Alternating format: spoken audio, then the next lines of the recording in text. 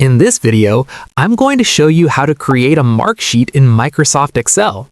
Suppose you have marks for multiple students across different subjects, and you want to calculate total marks, averages, and even assign pass or fail results.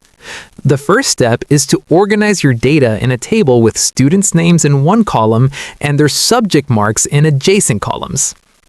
To calculate the total marks for each student, use the sum function.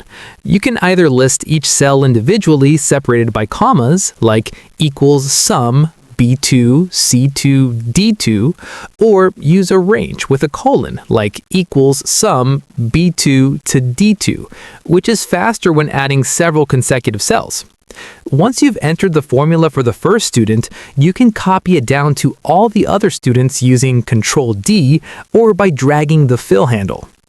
Next, you can calculate the average marks using the average function.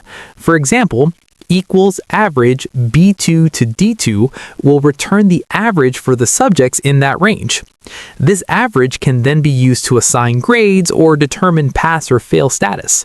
For pass-fail, you can use an if formula, such as equals if E2 is greater than 40, pass, fail, assuming 40 is the passing mark and E2 contains the total or average marks. Formatting the table with borders, bold headings, and alternating row colors makes the mark sheet easier to read. By using these formulas and Excel features, you can create a fully functional mark sheet that automatically calculates totals, averages, and results for all your students. If you found this tutorial helpful, make sure to like the video, subscribe to the channel, and check out my other Excel tutorials for more practical tips and tricks.